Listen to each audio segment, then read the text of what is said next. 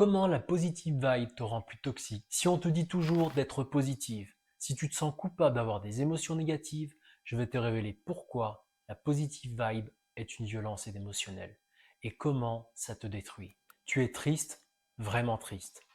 Quelque chose de dur t'est arrivé, tu as mal, tu as besoin de parler.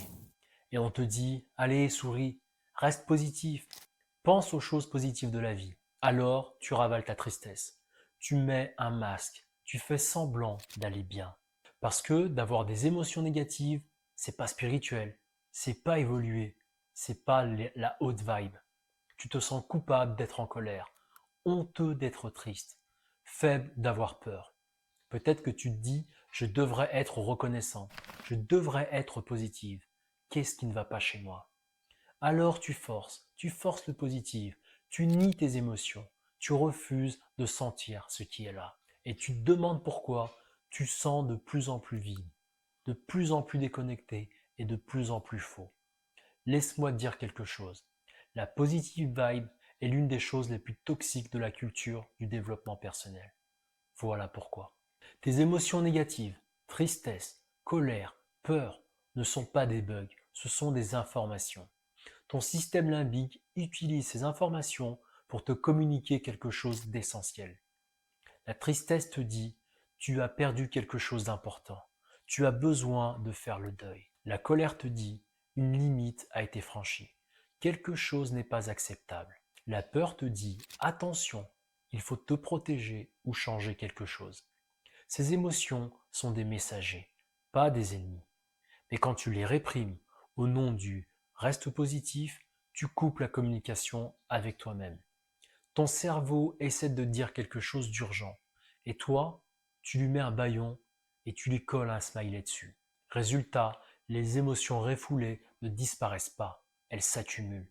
Elles se transforment en anxiété chronique, en dépression sous-jacente, en explosion secondaire et des fois en maladie psychosomatique. Le déni émotionnel ne crée pas la paix, il crée une bombe à retardement.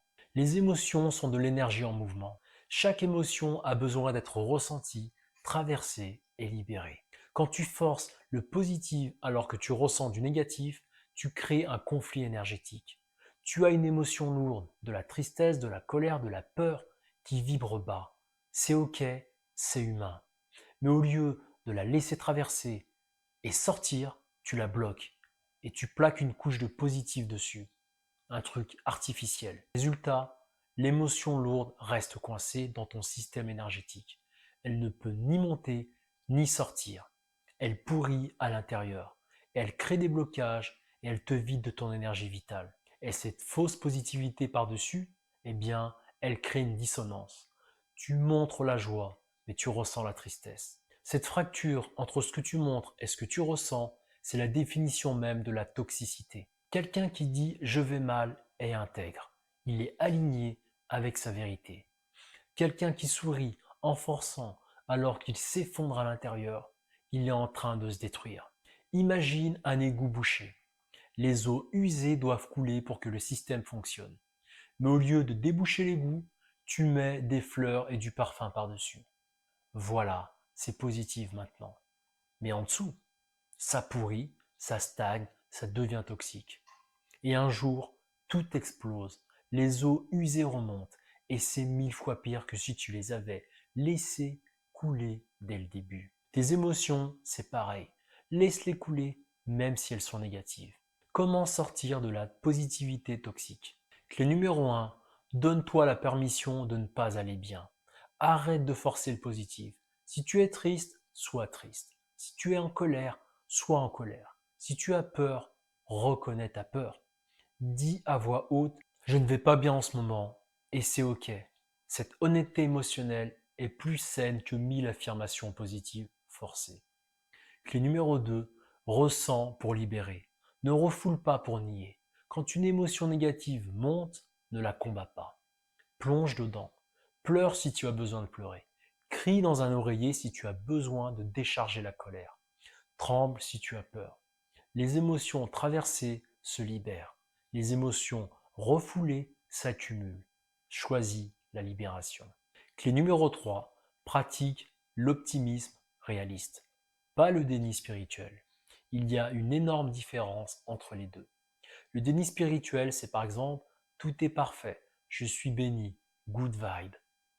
Quelquefois, c'est un mensonge. L'optimiste réaliste, c'est par exemple c'est difficile en ce moment, ça fait mal, je vais traverser ça, et il y a de l'espoir. Ça, c'est une vérité.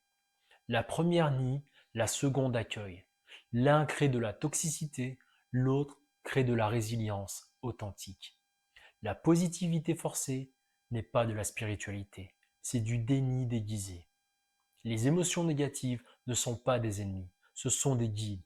Le jour où tu arrêtes de forcer le sourire et que tu acceptes de ressentir tout le spectre émotionnel, tu deviens intègre, authentique et vraiment vivant. Et paradoxalement, c'est là que la vraie paix arrive. Pas dans le déni, mais dans l'accueil.